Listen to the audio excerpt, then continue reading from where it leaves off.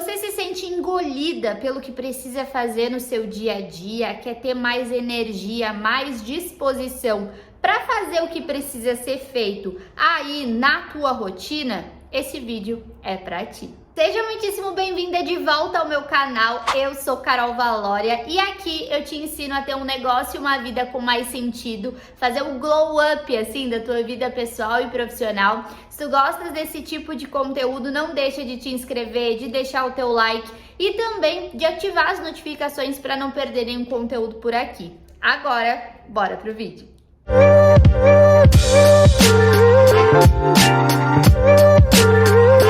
No vídeo de hoje eu quero te trazer 5 formas práticas para que tu consigas ter mais energia no teu dia a dia.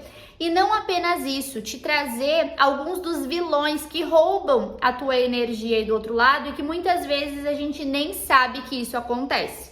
Muito do que eu vou trazer hoje aqui nesse vídeo tem a ver com o que eu li nesse livro aqui, A Única Coisa. Eu super recomendo ele para as minhas mentoradas e recomendo muito caso tu tenhas dificuldade em te focar no dia a dia. Eu tenho essa dificuldade, eu tenho várias ideias e quero fazer várias coisas ao mesmo tempo. E esse livro me ajudou assim a me manter mais focada, não só no meu dia a dia, mas também para atividades assim no longo prazo. Para exemplificar e ficar cada vez mais claro como que a gente tem mais energia e o que rouba a nossa energia, eu vou falar aqui sobre como se fosse uma bateria de celular. Então pensa aí, todos os dias tu recarregas a tua bateria do celular, por exemplo, à noite, no outro dia acorda ali 100%. E ao longo do dia, quanto mais a gente utiliza, de repente, alguns aplicativos mais, outros menos, a bateria vai durar mais ou menos. E isso acontece na nossa vida também. Então, existem algumas atividades que roubam mais a nossa energia do que outras. No livro, os autores chamam de força de vontade e não de energia, mas a lógica é basicamente a mesma. Alguns exemplos que roubam a nossa energia, como se fossem aqueles aplicativos do celular. Implementar novos hábitos, resistir a tentações, tentar impressionar as pessoas, lidar com o medo e fazer o que não se gosta. Então, quando a gente tá, por exemplo, querendo adotar hábitos mais saudáveis, possivelmente o cérebro vai tirar mais energia da gente, vai demandar mais energia, porque a gente não tá acostumado com aquilo. Quando a gente tá querendo adotar, por exemplo, uma dieta, e aí aparecem várias tentações ali à nossa volta, e resistir a isso nos drena, nos tira muita energia, porque é algo que o nosso cérebro vê assim, caraca, como eu não como, como eu não como, como eu não como. E aí isso vai tirando e vai roubando a nossa energia. Impressionar as outras pessoas ou agir conforme a gente não é também nos rouba muita energia. Então, por que muitas pessoas se sentem sobrecarregadas dentro do ambiente digital? Porque se sentem na pressão de fazerem alguma coisa diferente do que são. Por que quando a gente vai sair com um grupo de pessoas que a gente não conhece, já dá aquela preguiça social e a gente vai murchando cada vez mais, principalmente pessoas introspectivas, chegam em casa já com aquela bateria social assim, ó, e não só a social, mas a bateria sugada. Por quê? Porque às vezes a gente não quer demonstrar certas atitudes nossas, pensamentos, ou ter que lidar ali com questões diferentes das nossas e ter que ser quem a gente não é. Outra coisa que nos drena muito é sentir medo. Então, se a gente tem medo de fracassar, se a gente tem medo de não dar certo, se a gente fica ali com aquele medo de fazer as coisas do nosso negócio, isso vai nos drenando. Então, às vezes, a gente não fez grandes coisas no nosso dia a dia, só que a gente se sente assim, meu Deus, derrotada.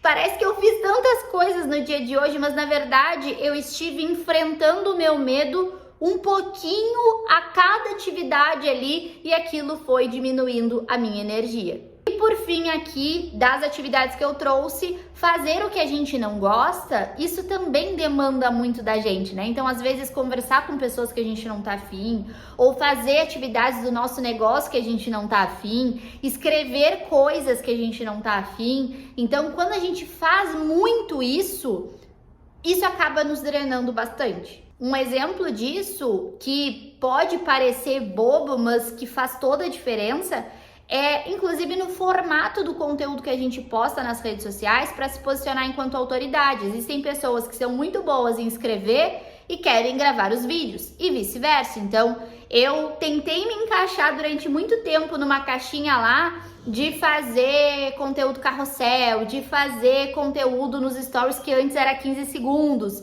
E eu não vi, por exemplo, a potência que é o YouTube para poder me expressar, ou um podcast. Então, quanto mais a gente exercita os nossos talentos, mais energia a gente vai ter. Então, isso é um spoiler aí para ti. E quanto menos a gente faz aquilo que a gente se sente boa, menos energia a gente tem. Então, dito isso, só que essa parte desse vídeo já é ótima para a gente entender e ter um panorama aí do que nos tira essa energia.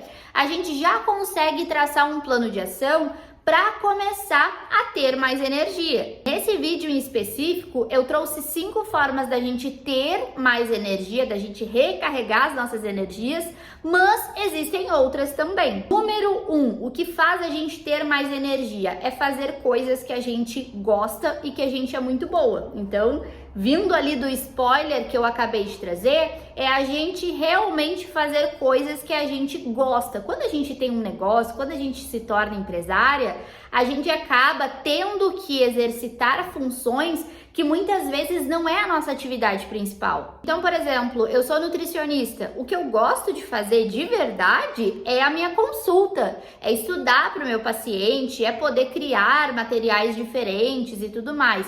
De repente, escrever sobre isso dentro de padrões pré-estabelecidos para as redes sociais, isso me tira um pouco de energia. E às vezes a gente acaba focando tanto em fazer o que a gente não gosta, que a gente deixa de fazer a nossa atividade principal. Por isso que eu sou tão a favor de redes sociais serem para ser mostrado o que na verdade é, e não ter que criar o conteúdo em si. É claro que algumas profissões têm a ver com essa criatividade, do criar, do ser diferente e tal.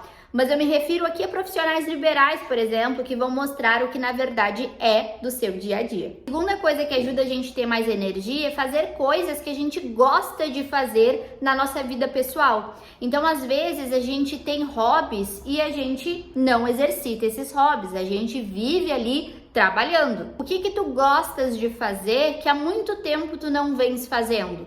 Sei lá, ir à praia, caminhar, ver alguém, sentar com uma amiga para tomar um café e falar coisas para além do trabalho, ir ao cinema, praticar esporte, enfim, tem alguma coisa aí no teu dia a dia que tu gosta de fazer, mas que por algum motivo tu não vens fazendo. Quando a gente faz isso, é como se a gente estivesse conectando a bateria ali para ter mais energia. 3.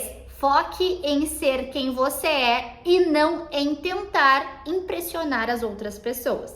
E essa terceira forma aqui, ela é super complexa porque tem super a ver com a gente olhar mais para dentro e menos para fora. Principalmente para fortalecer quem a gente é, os nossos valores, posicionamentos, ter segurança de quem a gente é. Para dar um spoiler aí de um próximo vídeo que eu quero muito criar, é cuidado com aquilo que tu vens consumindo de informações. Aqui eu acho que é uma 3/4, que é essa questão do excesso de consumo de conteúdo desacerbado na internet. A gente vai achando que tem que fazer tantas coisas, sabe? Que a gente não é o suficiente, que a gente tem que fazer mais, que nada tá bom, justamente por se encher de conteúdos que nos dizem isso. Então, cuidado, faça aí uma análise do que você vem consumindo dentro das tuas redes sociais, dentro dos meios de comunicação como um todo, dentro de conversas, dentro também ali de pessoas que tu tens andado. Então, isso tudo é bem importante. A quarta forma é uma das mais importantes, mas ao mesmo tempo que a gente mais deixa de lado, que é a nossa alimentação, a nossa hidratação. Então é muito importante a gente beber bastante água, a gente cuidar daquilo que a gente está ingerindo ali no nosso corpo. E muitas vezes, só de fazer isso, a gente já tem mais vontade de fazer acontecer. A quinta forma é um pouco polêmica da minha parte, porque normalmente as pessoas que falam de produtividade falam o oposto disso.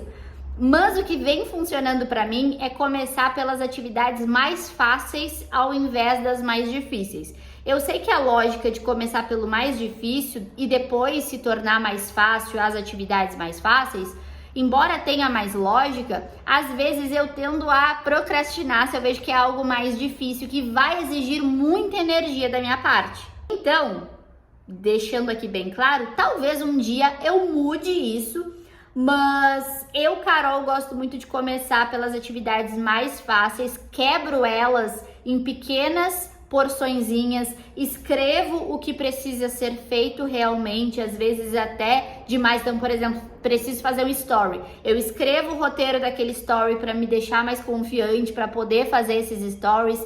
E eu quebro essas atividades em pequenas atividades para então poder executar melhor. Eu sinto que quando eu começo pelas atividades mais fáceis, eu vejo que eu tenho potencial para fazer as mais difíceis. É como se eu fosse ganhando energia para então executar depois as mais difíceis. Eu espero muito que o vídeo de hoje tenha feito sentido por aí. Se ele fez, me conta aqui embaixo, me traz sugestões de outros vídeos que tu desejas ver aqui no canal. E eu te vejo no próximo vídeo. Um grande beijo e até lá!